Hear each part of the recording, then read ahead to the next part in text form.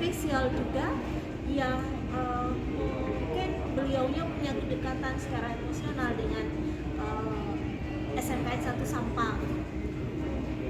Selamat malam Pak Majid. Assalamualaikum. Waalaikumsalam warahmatullahi wabarakatuh. Kita kedatangan Bapak Abdul Majid Haryadi MPD dari SMKN 1 Sidoarjo. Kenapa saya bilang beliau punya kedekatan emosional? Kita lihat dari odeng yang beliau pakai itu melambangkan ciri khasnya orang Madura ya Pak ya. Iya. Padahal beliaunya asli dari Bojonegoro. Ya, gimana Pak Majid, sehat? Alhamdulillah sehat Bu Rina hari ini. Gimana? Senang. Saya suka sekali dengan odeng yang panjenengan pakai karena itu merupakan suatu kehormatan bagi kami orang Madura. Kebetulan ini Bu Rina, saya pernah juga ke SMKN 1 Sampang gitu Iya. ya, pernah di sana. Kemudian ada salah satu teman juga yang berdinas di sana, Pak Yusuf ya. Iya. Pak Yusuf. Iya, Nah, sering diajak ini muter-muter di sana juga, termasuk suatu ketika pas saya datang ke sana, Pak Yusuf saya pingin ini punya baju apa itu Sakera ya? Oh, Pak Sakera. Iya, Pak Sakera gitu ya. Kemudian nyoba nyari di pasar Sampang, kemudian di teman-temannya Pak Yusuf yang punya butik dan sebagainya itu, kemudian dapat satu paket mulai dari gudeng ini sampai baju Sakera itu ya. gitu ceritanya Bu Rina. Ya, itu suatu kehormatan bagi kami orang Madura yang bisa orang luar Madura bisa menghargai budaya kami ya Pak Iya. ya. Itu suatu biar budaya kami juga tetap eksis, bukan hanya dari orang Maduranya sendiri yang membuat itu eksis, tapi dari orang-orang di luar Madura ya. Betul sekali Bu Rina. Kenapa saya bilang spesial? Pak Majid ini merupakan salah satu pendidik Iya. yang syarat dengan prestasi. Beliaunya saya tanya prestasi terakhirnya apa Pak? Beliau nggak bilang, cuma dia bilang saya seorang penulis. Ya, menulis itu nggak gampang ya Pak. Perlu ketekunan, kerajinan dan niat. Iya. Niat yang utama ya Pak. Iya, Kalau betul semua sekali. orang itu saya pikir mampu, apalagi sekarang pemerintah lagi menggiatkan kita untuk berliterasi.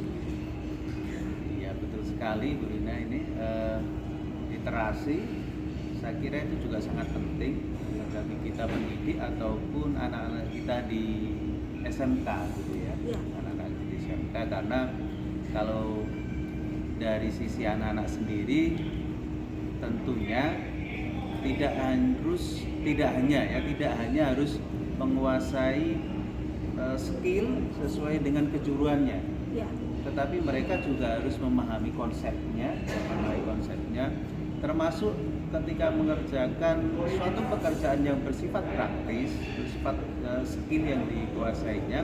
Di situ banyak sekali komponen pendukung. Salah satunya apa? Kemampuan berliterasi. Mereka harus memahami simbol simbol kerjanya ya. Mereka harus paham itu, kemudian harus memiliki kebiasaan alur kerjanya, mesin ataupun hal-hal yang dikerjakan itu bagaimana, mereka harus memahami.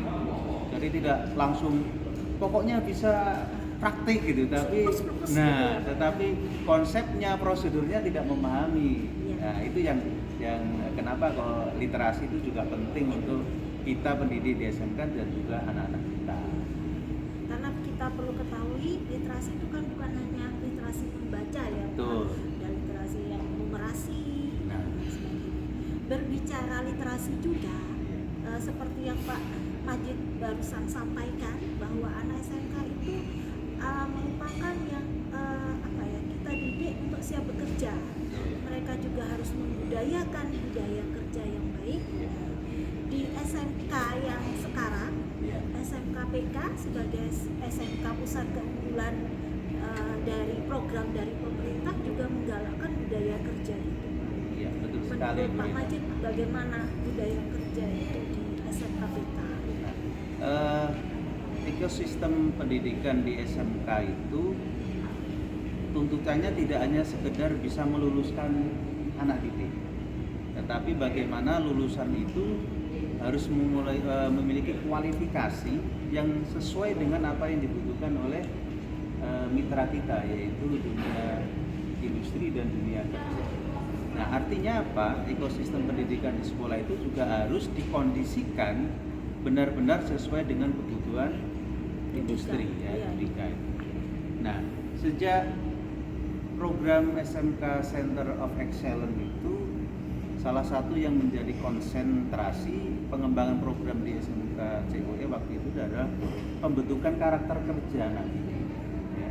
Kemudian ketika program itu berkembang menjadi SMK Pusat Keunggulan, nah itu lebih spesifik lagi ekosistem pendidikan di SMK, terutama di SMK PK itu harus benar-benar memenuhi budaya kerja sesuai dengan budaya kerja di industri. Tentunya Pak, Ya. Menurut saya untuk bisa memenuhi kebutuhan industri tidak gampang meluluskan siswa-siswa yang dibutuhkan di situ, harus perlu adanya kerjasama dari semua stakeholder yang ada di sekolah itu. Ya, salah satu bentuk implementasi dari budaya kerja di SMK itu bagaimana? Nah, terkait budaya kerja ini memang harus disampaikan di awal itu, misalkan ketika anak-anak baru masuk begitu ya. Peserta didik harus tahu, kemudian orang tua harus tahu bagaimana budaya kerja di sekolah itu diterapkan. Contoh kecil saja, kenapa kok banyak SMK misalkan menerapkan disiplin, dalam aspek disiplin itu mereka harus potong rambut misalkan, potong rambut cepat dan sebagainya. Itu salah satu bentuk implementasi budaya kerja di SMK. Kenapa? Karena itu kaitannya dengan disiplin yang ada di industri. Kenapa kok anak-anak diminta untuk potong rambut yang lebih pendek misalkan?